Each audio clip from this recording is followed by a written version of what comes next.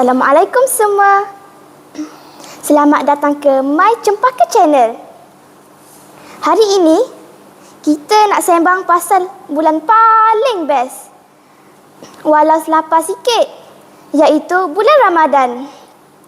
Bersama saya, Ustaz paling sporting di SK Bukit Cempaka. Waalaikumsalam warahmatullahi wabarakatuh. Sporting sangat ke Ustaz ni? Dekat sekolah ni? Okey, Alhamdulillah Ustaz rasa seronok hari ni sebab Ustaz dapat berborak santai dengan kamu semua yang ada kat sini. Ustaz, Ramadan ni bulan lapar je ke?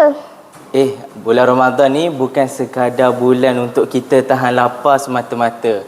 Sebab apa? Sebab seperti kita tahu, bulan puasa ni adalah pada bulan Ramadan, iaitu bulan Ramadan ni ada pada tahun Islam, iaitu merupakan bulan yang ke-9 yang di mana diwajibkan untuk kita berpuasa, dan terdapat juga dalam Al-Quran.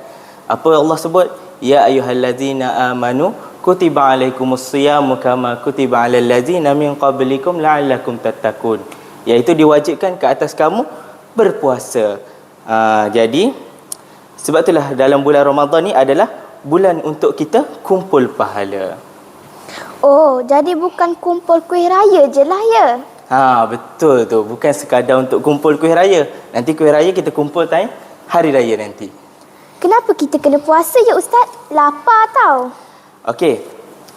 Puasa ni adalah sesuatu, seperti yang kita tahu, puasa ni adalah rukun Islam. Di mana kita ni diwajibkan untuk berpuasa. Sebagai orang Islam, kita diwajibkan untuk berpuasa. Dalam hadis yang diriwayatkan oleh Imam Bukhari juga, Rasulullah SAW pun ada sebut 5 perkara, dan puasa adalah salah satu daripada 5 perkara tersebut.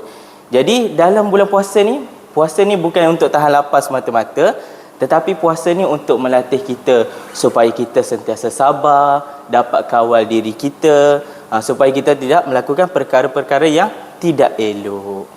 Patutlah masa puasa cepat marah tak boleh kan? Iya, betul. Tak boleh. Kalau marah-marah nanti pahala terbang. Selain makan dan minum, apa lagi yang tak boleh buat? Jadi kalau dalam bulan puasa ni, kalau tak boleh makan, tak boleh minum, apa lagi nak kena buat? Iaitu, contohnya, tak boleh nak bergaduh, tak boleh nak keluarkan perkataan-perkataan yang tidak elok melalui mulut kita, tak boleh menipu orang, bahkan yang paling selalu tak boleh mengata orang. Jadi itulah yang kita tak boleh buat dalam bulan Ramadan ni. Alamak, yang tahan perangai tu susah lagi Ustaz. Sebab itulah yang susah itulah nanti bila kita berjaya tahan, dia akan menjadi asbab kepada kita dapat pahala yang besar.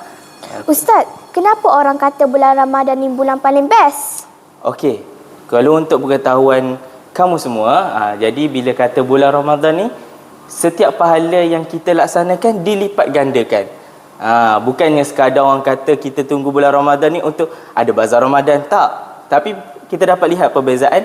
Bila bulan Ramadan ni kita ada solat sunat tarawih, kita ada diturunnya Al-Quran, dan selalu yang kita terkejar-kejar pada 10 malam terakhir, iaitu malam Lailatul Qadar. Jadi sebab itulah malam Lailatul Qadar ni, seperti yang kita tahu, adalah malam yang lebih baik daripada 1000 bulan.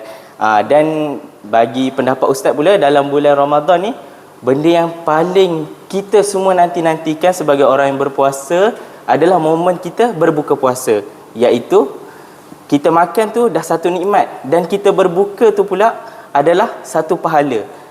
Itu saja pendapat daripada Ustaz. Air sejuk tu rasa macam paling sedap dalam dunia. Iya, betul. Bila dah keadaan panas-panas macam ni, air sejuk lah yang paling best. Air Milo ke apa-apa semua best. Kami murid sekolah rendah ni buat boleh apa je Ustaz? Okey. Kalau awak sebagai murid-murid di sekolah rendah, apa yang awak boleh buat dalam bulan Ramadan ni, antaranya buat benda yang paling mudah terlebih dahulu. Contohnya yang pertama di bulan Ramadan ni, kita sebagai anak, kita kena tolong mak ayah kita. Tolong apa? Tolong dia memasak ke, tolong jaga adik ke, dan kita dengar arahan dia bagi pun dah cukup.